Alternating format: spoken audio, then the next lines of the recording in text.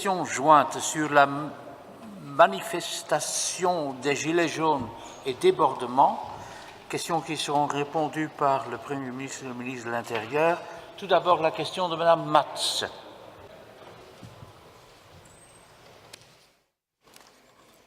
Monsieur le Président, Monsieur le Premier ministre, je voudrais d'abord faire une distinction importante à mon sens entre les gilets jaunes et les cagoules noires. Si les premiers reflètent une colère légitime de la population, les seconds commettent des actes de violence inacceptables et face auxquels il faut être ferme, et nous les condamnons sans réserve aucune. Vous promettez d'ailleurs la plus grande fermeté face aux débordements et nous vous y encourageons sans réserve également. Je vous demande toutefois, Monsieur le Premier ministre, de ne pas vous cacher derrière cette casse et cette violence pour ne pas délivrer un message clair aux vrais gilets jaunes. Je regrette que dans la communication que vous avez faite ce matin, vous vous limitiez à cette plus grande fermeté sans actuellement répondre aux préoccupations exprimées par les gilets jaunes et à la colère pacifique d'une partie de la population qui ne peut plus nouer les deux bouts. Personne au sein du gouvernement ne s'est exprimé sur cette colère. Or, le silence assourdissant du gouvernement fédéral nourrit la rancœur. Ce silence assourdissant de votre gouvernement pourrait sembler être du mépris par rapport à une catégorie de la population largement éprouvée par les mesures iniques que vous avez prises dans toute une série de domaines.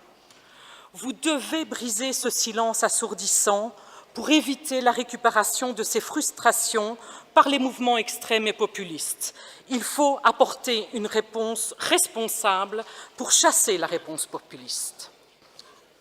Ce silence assourdissant de votre gouvernement est interprété comme un mépris à l'égard de ces milliers de personnes qui ne savent plus nouer les deux bouts, à ceux qui ne comprennent pas pourquoi on ne taxe pas le kérosène au niveau européen, alors que dans le même temps les accises sur le carburant augmentent, alors que ceux-là même qui ont besoin d'un véhicule pour se rendre au travail ou aller conduire leurs enfants à l'école n'ont pas d'autre alternative, à ceux qui ne comprennent pas pourquoi votre gouvernement augmente les accises sur les carburants sans que l'offre de transport public ne s'améliore pas. Clôturez, s'il vous plaît. Nous soutenons sans réserve la lutte contre le réchauffement climatique et l'entrée dans une transition écologique, mais cette dernière doit être humaine et acceptable et soutenable également. Aussi, je voudrais savoir, Monsieur le Premier ministre, quelles mesures vous allez prendre à l'encontre des casseurs pour rétablir l'ordre public et la sécurité? Comment allez-vous répondre aux cris lancés par le mouvement des Gilets jaunes? Je vous remercie. Merci, Madame Matz. Monsieur le Président, chers collègues, effectivement, vous l'avez indiqué, chacune et chacun, dans notre pays, le droit de manifester, le droit d'exprimer son opinion, le droit d'exprimer son mécontentement est garanti et doit être totalement garanti, je l'ai dit avec force durant les dernières heures à plusieurs reprises. Mais bien entendu, ça doit se faire dans le respect de l'état de droit, de manière pacifique, et nous condamnons, j'espère sur l'ensemble des bancs, les actes de violence, nous condamnons les provocations, nous condamnons les débordements auxquels nous avons assisté tout au long des dernières heures.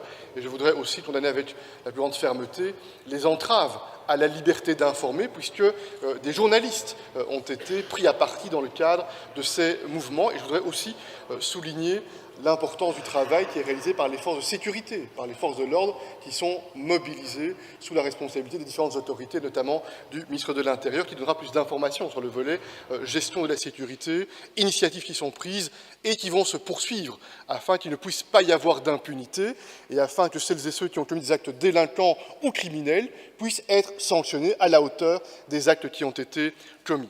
Deuxième point, Madame Matz, vous abordez le sujet de fond en distinguant ceux qui se comportent en casseurs et ceux, effectivement, qui veulent exprimer une opinion de manière démocratique et de manière pacifique. Je voudrais vous dire que sur ce sujet-là, ça fait 4 ans, depuis l'acte 1 de la mise en place de ce gouvernement, que nous sommes mobilisés pour tenter de rencontrer les préoccupations, renforcement de l'activité économique, renforcement du pouvoir d'achat, et nous mesurons bien la pression sur le pouvoir d'achat quand il y a un certain nombre d'impacts de la situation géopolitique ou des décisions qui sont prises par ce Parlement sur proposition du gouvernement en matière d'accise. Et sur ces sujets-là, nous sommes conséquents, puisqu'en termes de mobilité, nous tentons, avec ce pacte pour les investissements, de doper, d'améliorer, de renforcer les offres alternatives. Nous mesurons bien que la lutte sur les changements climatiques doit s'accompagner de mesures progressives pour faire en sorte que l'on puisse prendre en considération dans notre instrument fiscal le fait qu'un certain nombre de produits sont plus polluants que d'autres et encourager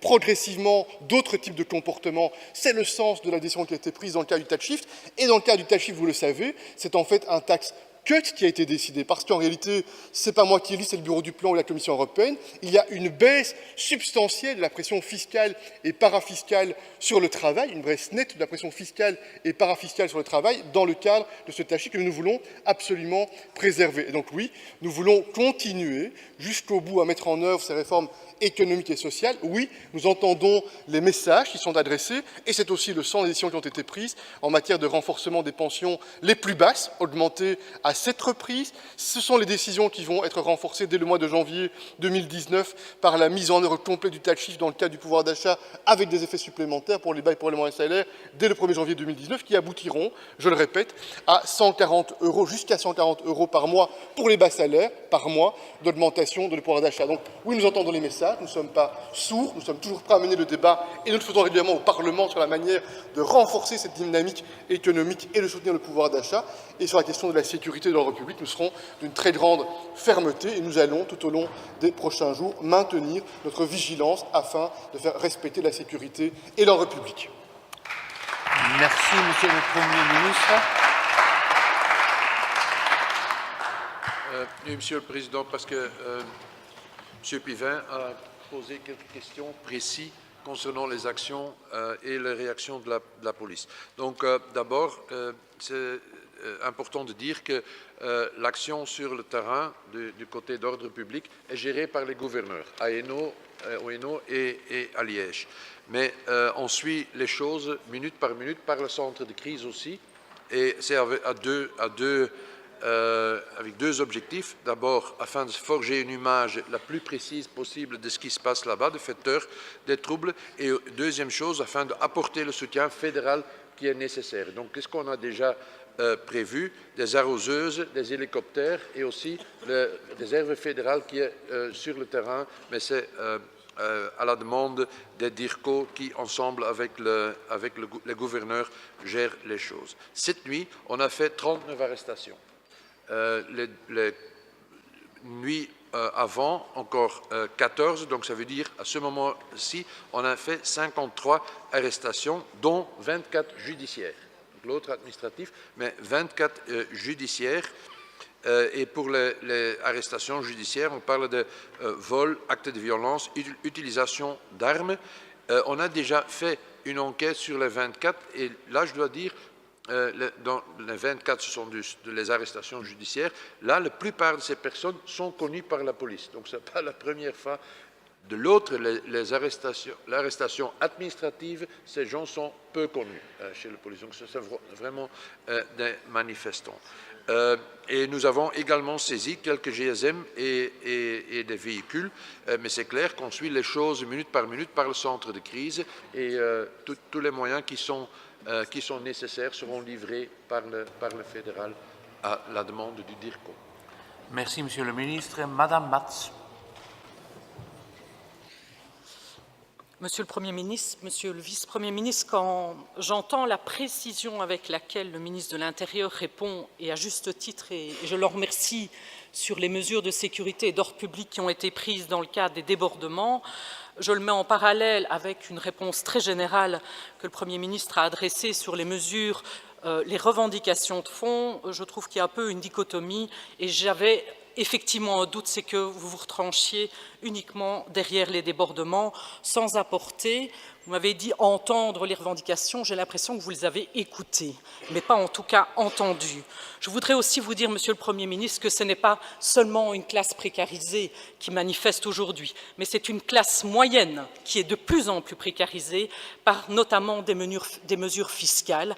Et j'ai l'impression qu'aujourd'hui, vous ne représentez plus cette classe moyenne qui n'a pas en plus bénéficié de votre taxe chiffre. Je vous demande vraiment, Monsieur le Premier ministre, pour éviter tous les populismes que nous dénonçons tous, d'entendre et de répondre à ces préoccupations par d'autres mesures que de vagues mesures que vous venez déjà d'annoncer depuis plusieurs années et qui sont déjà en œuvre et qui ne répondent pas aux problèmes précis du moment. Je vous remercie.